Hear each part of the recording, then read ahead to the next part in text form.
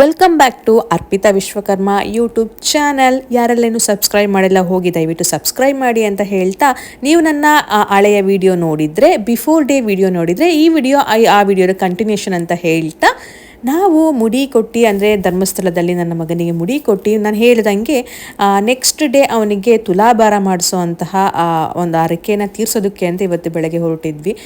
ತುಲಾಭಾರ ಮಾಡಲಿಕ್ಕೆ ಬೆಳಗ್ಗೆ 7 ನಾವು ದೇವಸ್ಥಾನದ ಕ್ಯೂನಲ್ಲಿ ನಿಲ್ಲಬೇಕಾಗುತ್ತೆ. 8 ಗಂಟೆ ಆಸುಪಾಸಿಗೆ ಕ್ಯೂ ಇಂದ ಒಳಗಡೆ ದೇವರ ಮುಂದೆ ಅಂದರೆ ದೇವರ ಹತ್ರ ಅಲ್ಲಿ ಕಟ್ಲೆಕಾಯಿ ಕೊಡ್ತಾ ಇರ್ತಾರೆ, ನಾರ್ಮಲ್ ಆಗಿ ನೀವು ನೋಡಿರ್ತೀರ, ಅಲ್ಲಿ ತುಲಾಭಾರ ಮಾಡುವಂಥದ್ದು.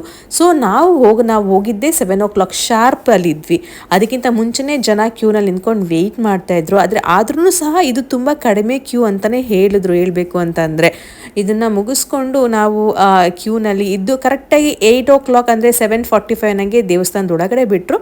ನಾವು ಬೆಲ್ಲ ಮತ್ತು ಅಕ್ಕಿನ ಹರಿಸ್ಕೊಂಡಿದ್ವಿ. ಸೊ ದೇವರ ಮುಂದೆ ಕೂರಿಸಿ ಮಗುನ ತುಲಾಭಾರ ಮಾಡುವಂತಹ ಕಾರ್ಯನ ಅಲ್ಲಿ ಮಾಡ್ತಾರೆ. ತುಂಬ ಖುಷಿ ಆಯಿತು. ನೀವು ನೋಡ್ಬೋದು, ಕ್ಯೂನಲ್ಲಿ ನಿಂತ್ಕೊಂಡು ದೇವ್ರ ಮುಂದೆ ನಾವು ಮಾಡ್ಕೊಂಡಿರೋಂಥ ಹಾರಕೆನ ತೀರಿಸೋದು ಒಂಥರ ಮನಸ್ಸಿಗೆ ಸ್ಯಾಟಿಸ್ಫ್ಯಾಕ್ಷನ್ ಅಂತಲೇ ಅನ್ಬೋದು. ಒಂಥರ ನೆಮ್ಮದಿ ಫೀಲ್ ಆಗುತ್ತೆ. ತಂದೆ ನಾನು ಮಾಡಿರೋಂಥ ಹಾರಕೆನ ತೀರಿಸ್ತಾ ಇದೀವಪ್ಪ ಅಂತ ಅಂದ್ಬಿಟ್ಟು. ಈ ಕ್ಷಣದಲ್ಲಿ ಒಂದು ಮಾತು ಹೇಳೋದಕ್ಕೆ ಇಷ್ಟಪಡ್ತೀವಿ, ನಾವು ಜನ ಮೆಚ್ಚೋದಕ್ಕೋಸ್ಕರ ಜೀವನದಲ್ಲಿ ಏನು ಮಾಡಬಾರ್ದಂತೆ. ನಾವು ಮಾಡೋ ಕೆಲಸ ಹೇಗಿರಬೇಕು ಅಂದರೆ ಭಗವಂತ ಮೆಚ್ಚೋ ರೀತಿನಲ್ಲಿ ಇರಬೇಕಂತೆ.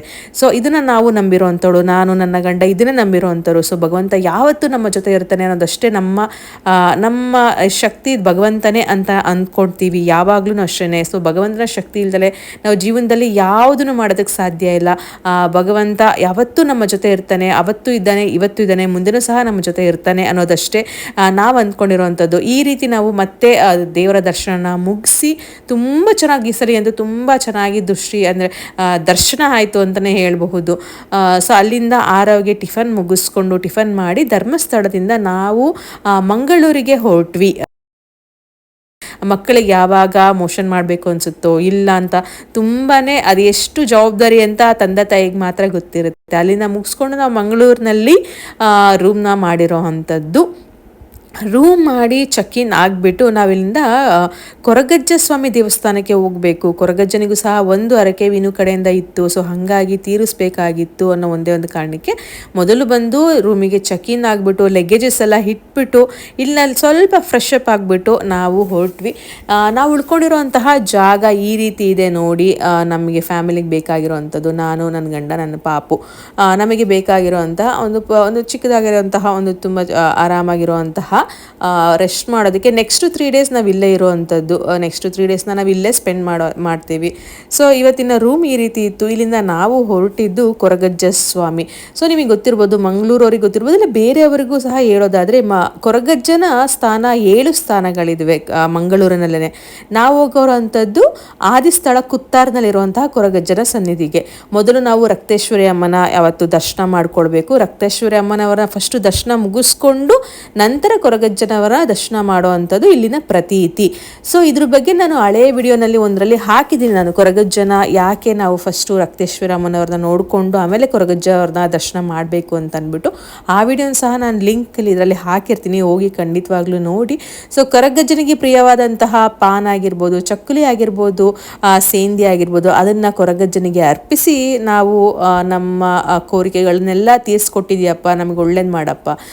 ಕೊರಗಜ್ಜನಂತೂ ನನ್ನ ಮನೆಯವರು, ನನ್ನ ಹಸ್ಬೆಂಡ್ ಅಂತ ತುಂಬ ನಂಬ್ತಾರೆ. ಪ್ರತಿ ತಿಂಗಳು ಮಂಗಳೂರಿಗೆ ಅಂತ ಕೆಲಸದ ಮೇಲೆ ಬಂದಾಗ ಕೊರಗಜ್ಜನ ಒಂದು ಸಲ ದರ್ಶನ ಮಾಡ್ದಲೆ ಅಂತೂ ಹೋಗೋದಿಲ್ಲ. ಕೊರಗಜ್ಜ ತುಂಬಾ ನಮ್ಗೆ ಯಾವಾಗಲೂ ಕಾವಲಾಗಿ ನಿಂತಿರ್ತಾನೆ. ನಮಗೆ ಕೋರಿಕೆಗಳನ್ನೆಲ್ಲ ಕೊರಗಜ್ಜ ನಿಂತು ಕಾಪಾಡ್ತಾನೆ ಅನ್ನೋದು ಯಾವಾಗಲೂ ನಾವು ನಂಬಿರೋ ಅಂಥದ್ದು. ಅಜ್ಜ ನಮ್ಮ ಜೊತೆ ಯಾವಾಗಲೂ ಇರ್ತಾನೆ ಅಂತ ನಂಬಿರೋ ಅಂಥವ್ರು. ಸೊ ಇಲ್ಲಿಂದ ಕೊರಗಜ್ಜನ ದರ್ಶನ ಮುಗಿಸ್ಕೊಂಡು ನಾವು ಹೇಳಬೇಕು ಅಂತಂದರೆ ಆಲ್ರೆಡಿ 2 ಆಗಿತ್ತು. ಸೊ ಮುಗಿಸ್ಕೊಂಡು ಇಲ್ಲಿ ನೋಡ್ಬೋದು ನೀವು, ಇಲ್ಲೇ ಸಿಗೋವಂಥದ್ದು ಸೇಂದಿ ಆಗಿರ್ಬೋದು, ಕೊರಗಜ್ಜನಿಗೆ ಪ್ರಿಯವಾದ ಎಲ್ಲನೂ ಪೂಜೆ ಸಾಮಾನುಗಳು ಅಲ್ಲೇ ಸಿಗೋವಂಥದ್ದು.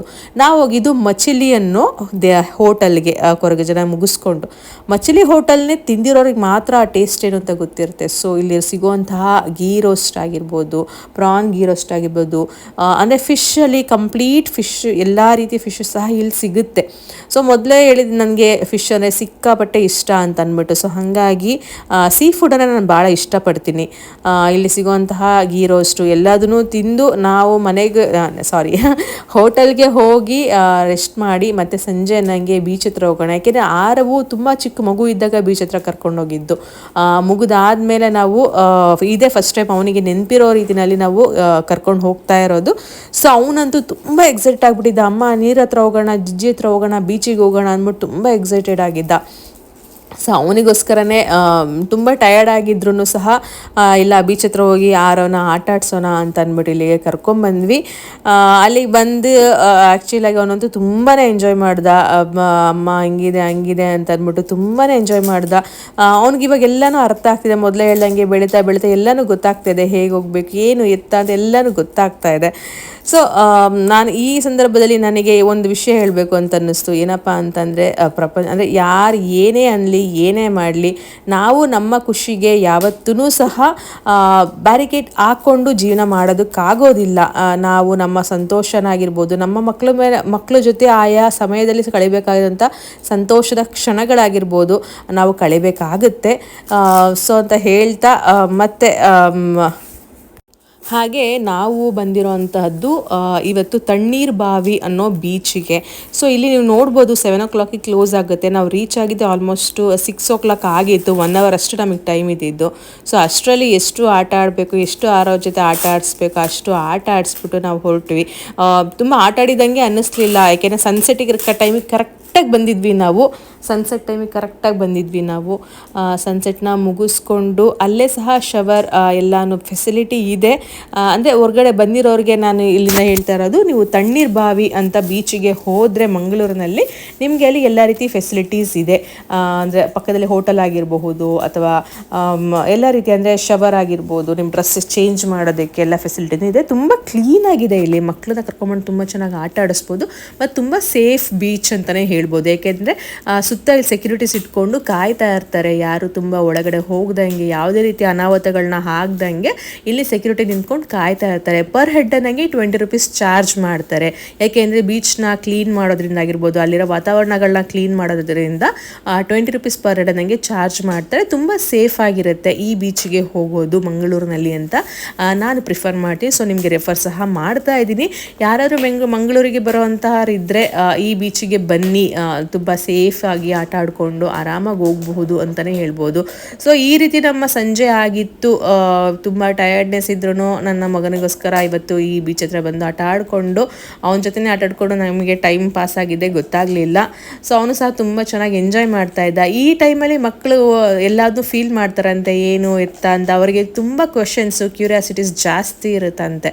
ಸೊ ಅವನಿಗೂ ಸಹ ತುಂಬಾ ಕ್ಯೂರಿಯಾಸಿಟಿ, ಸ್ವಿಮ್ಮಿಂಗ್ ಪೂಲ್ ಅಲ್ವಾ, ಇಲ್ಲಿ ಯಾಕೆ ನೀರು ಈ ಥರ ಬರುತ್ತೆ, ಆ ಥರ ಎಲ್ಲ ತುಂಬ ಕ್ವಶನ್ಸ್ ಇರುತ್ತೆ. ಸೊ ಕೇಳಿಕೊಂಡು ನಮ್ಮ ಹತ್ರ ನಾರ್ಮಲಾಗಿ ನಾವು ಈ ದಿನನ ಕಂಪ್ಲೀಟಾಗಿ ಸ್ಪೆಂಡ್ ಮಾಡಿದ್ವಿ. ಅಂದರೆ ತುಂಬ ಚೆನ್ನಾಗಿ ಸ್ಪೆಂಡ್ ಮಾಡಿದ್ವಿ ಅಂತಲೇ ಹೇಳಬಹುದು ಅಂತ ಹೇಳ್ತಾ ಮತ್ತೆ ನಾವಿಲ್ಲಿಂದ ಹೊರಟಿದ್ದು ಮತ್ತೆ ಹೋಟೆಲ್ಗೆ ಹೊರಟ್ಬಿಡೋಣಕ್ಕೆ ಅಂತಲೇ ಮತ್ತೆ ಟ್ರಾವೆಲ್ ಮಾಡಿಕೊಂಡು ವರ್ಕ್ ಪ್ರೆಷರು ಇದೆಲ್ಲದನ್ನು ಮುಗಿಸ್ಕೊಂಡು ಆಟ ಆಡ್ಕೊಂಡು ಹೋಗೋದ್ರಲ್ಲಿ ತುಂಬಾ ಟಯರ್ಡ್ನೆಸ್ ಆಗಿಬಿಟ್ಟಿದ್ದು. ಇವತ್ತು ಹೇಳ್ಬೇಕು ಅಂತ ಅಂದರೆ ಧರ್ಮಸ್ಥಳ ಆಗಿರ್ಬೋದು, ಅಲ್ಲಿಂದ ಬಂದಿದ್ದಾಗಿರ್ಬೋದು, ಎಲ್ಲಾದರೂ ಟಯರ್ಡ್ ಆಗಿಬಿಟ್ಟಿದ್ವಿ. ನಾನಾಗಿರ್ಬೋದು, ವಿನು ಆಗಿರ್ಬೋದು. ಸೊ ಆರವ್ ನೋಡ್ಕೊಂಡು ಅವನು ಸ್ವಲ್ಪ ಅನ್ಈಸಿ ಫೀಲ್ ಮಾಡ್ತಾ ಇದ್ದ. ಸೊ ಅಲ್ಲಿಂದ ನಾವು ಸ್ವಲ್ಪ ಲೈಟಾಗಿ ಫುಡ್ನ ಅಲ್ಲೇ ಬೀಚ್ ಪಕ್ಕ ಇರೋಂತಹ ರೆಸ್ಟೋರೆಂಟಲ್ಲಿ ಲೈಟಾಗಿ ಫುಡ್ಡು ಮತ್ತು ಜ್ಯೂಸ್ನ ಕುಡ್ಕೊಂಡು ನಾವು ನಮ್ಮ ಹೋಟೆಲಿಗೆ ಹೊರಟ್ವಿ ಅಂತಲೇ ಹೇಳಬಹುದು. ಸೊ ಇಲ್ಲಿಗೆ ಮಂಗಳೂರಿಗೆ ಬಂದರೆ ನಾವು ಹೆಚ್ಚಾಗಿ ಚಿಕನ್ನು ಮಟನ್ ತಿನ್ನೋದಿಲ್ಲ, ಬರೀ ಫಿಶ್ಶು, ಸೀ ಫುಡ್. ಯಾಕೆಂದರೆ ಇಲ್ಲಿ ಸೀಯಿಂದ ಡೈರೆಕ್ಟಾಗಿ ಬರೋದ್ರಿಂದ ತುಂಬಾ ಫ್ರೆಶ್ ಆಗಿರೋವಂಥ ಮೀನುಗಳು ಸಿಗುತ್ತೆ. ಸೊ ನಾವು ಅಲ್ಲಿಂದ ಹೋಟೆಲಿಗೆ ಬಂದು ಆರವು ಸ್ವಲ್ಪ ಬಿರಿಯಾನಿ ತಿಂತೀನಿ ಅಮ್ಮ ಅಂತ ಹೇಳ್ತಾರೆ. ಸೊ ಹಾಗಾಗಿ ಲೈಟಾಗಿ ಬಿರಿಯಾನಿನ ಆರ್ಡರ್ ಮಾಡಿಕೊಂಡು ಅವನಿಗೆ ತಿನ್ನಿಸಿ ಈ ದಿನ ಇಲ್ಲಿಗೆ ಮುಗೀತು ಅಂತ ಹೇಳ್ತಾ signing off Arpita Vishwakarma. So ನಿಮಗೆ ಏನು ಅನ್ನಿಸ್ತಾ ಇದೆ ನನ್ನ ವ್ಲಾಗ್ಸ್ ಬಗ್ಗೆ ಅಂತ ಕಮೆಂಟ್ ಮುಖಾಂತರ ತಿಳಿಸ್ಕೊಡಿ. ಅಂಟಿಲ್ ಟೇಕ್ ಕೇರ್, ಟಾಟಾ, ಲವ್ ಯು ಆಲ್, ಬಾಯ್. ಯಾರೆಲ್ಲ ಇನ್ನೂ ಸಬ್ಸ್ಕ್ರೈಬ್ ಮಾಡಿಲ್ಲ ದಯವಿಟ್ಟು ಸಬ್ಸ್ಕ್ರೈಬ್ ಮಾಡಿ, ಶೇರ್ ಮಾಡಿ, ಹಾಗೆ ಲೈಕ್ ಮಾಡಿ.